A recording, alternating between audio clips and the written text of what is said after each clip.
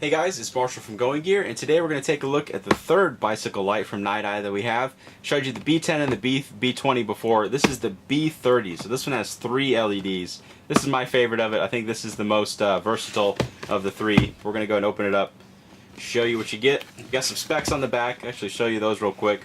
So, like I mentioned in the other videos, Niteye, they're a relatively new company, but I haven't seen these premium flashlight companies making bike lights before. They'll make bike mounts for their flashlights, but never any dedicated bike lights. So it's nice to see them making these really high-end premium lights with great technology, new batteries, new LEDs and all that kind of stuff. Because it's kind of shaking up the bike light world, because you've seen a lot of other ones that are out there that they're really expensive, don't have the greatest runtime, don't have the greatest output. So it's nice to see these companies giving them some competition. Anyway, so all 3 LEDs lit up, 1000 lumens for 3.5 hours, 600 lumens for 5 hours, 350 lumens 12 hours, 100 lumens 40 hours, and you also have strobe. So a lot of different variability in here. The strobe, of course, point that down. Don't point that at a car. I mentioned that in the other 2 videos as well. Because 600 lumen strobe in somebody's eyes is a good way to get hit when you're on your bike.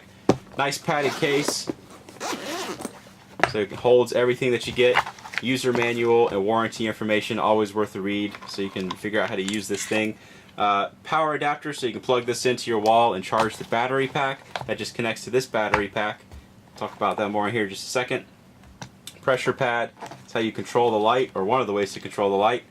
And here's the light itself. Pretty cool looking. They did a really good job on this. Battery indicator on top there. There's the switch. That's how you attach it to the battery pack.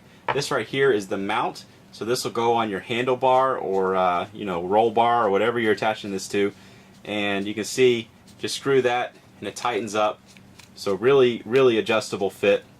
You can get a really precise fit, get it nice and tight on whatever you're mounting it to. And then this just slides on like that. You'll hear it click in place. Nice secure attachment. Like I said in the other videos, if you've watched them, you probably already know this, but I'm not going to put this on a bike, at least not in this video. I got to figure out a better way to mount this camera to it without destroying my $2,000 camera.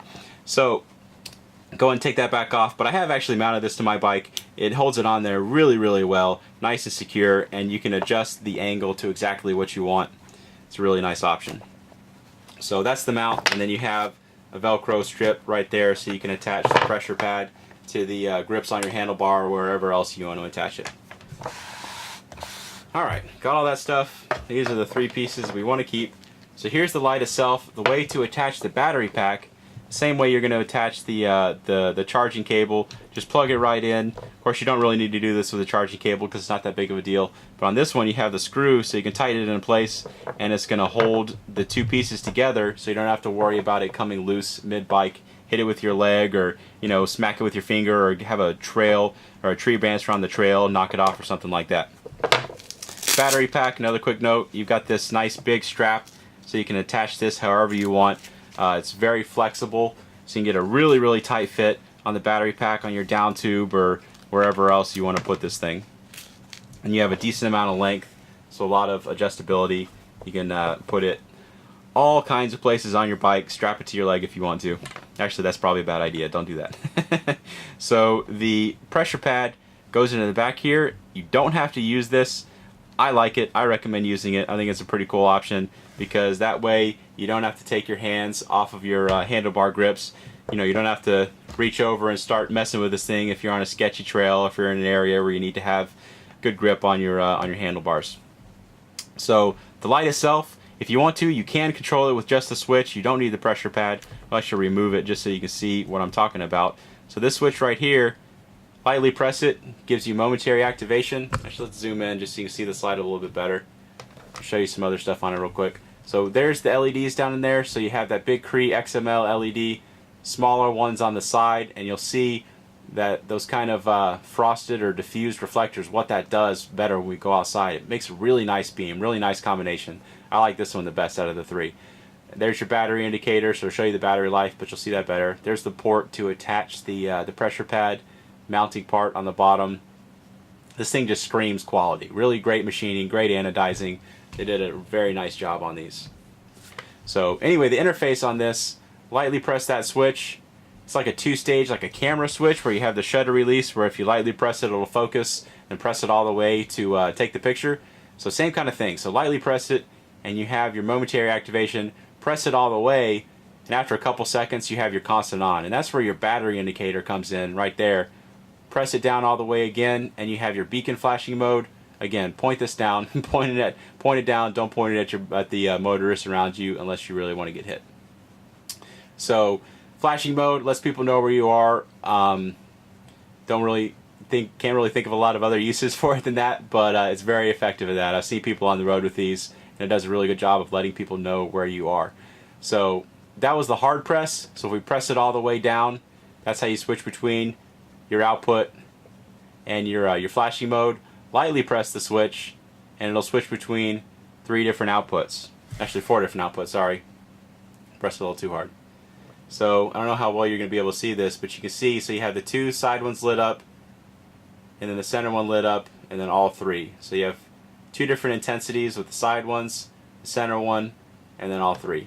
So those are your 4 different outputs. Then press and hold again, and it'll turn it off.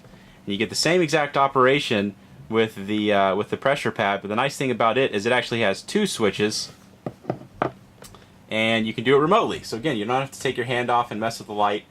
You can just do this wherever you want to mount this with that piece of Velcro, and keep your hands wherever you want them, and just use the pressure pad. So the way this one works is the hard press is going to be like this button right here. Soft press is going to be like this one. So that'll give you your momentary, and then press and hold. It'll turn it on. Tap that again. You have your flashing mode, and then this one will give you the different outputs. And then going to flashing. So you can see it does have a memory. So if you go into the flashing mode and then tap that again, it's going to go back into the mode that you had it in last. And then if you turn it off, turn it back on, it's going to go back into the mode you had it in last, which is the lower of the 2. So you can set it up exactly like you want. Of course, the fewer LEDs you have illuminated and the lower the output is going to be better battery life. And you'll actually be able to see that depending on the charge. On the lower outputs, you actually see more bars on the battery indicator light up, indicating that you're going to get better battery life. I don't know if it's going to do it right now because it's not fully charged. But 4 different outputs, really cool interface on this. And you'll see better when we go outside why having those 3 different LEDs is a really cool feature and why it works so well. The battery indicator, real quick, a note on that. Since this is a digitally regulated light, battery life doesn't really matter in terms of output. It's going to be runtime. So it's going to be how long this light is going to stay on. The battery life, or the voltage in the battery indicator, isn't going to affect the output. You're still going to get the max output, or whatever output you set it to the whole time, except for the normal decreases because of heat and all that kind of stuff. Although wind running over this thing when you're riding down the trail should keep this thing cooled pretty well, and you have a decent amount of aluminum that alone is going to keep it cooled pretty well. But standing still is probably a good idea to drop the output just so this thing doesn't get too hot, although it will automatically drop if it does get too hot. Alright, so anyway, that's the light and everything. We're going to go ahead and take this outside, and we'll show you how it does outside, give you a better idea of the kind of distances and coverage that you can get with this thing. Okay, so we're outside with the B30. I have the big 40 mag light that I always use in my flashlight reviews. I know it's a pretty dumb light to use in a bike light review, but hey, just for consistency's sake, that's what I'm going to use, and I use it in all my other videos, and everybody knows how a 40 mag light performs, so I think it's still a decent comparison. So we're going to try out the mag light first, see how it does. So there's a little bush about 15 feet away. Tree out there at 100 feet.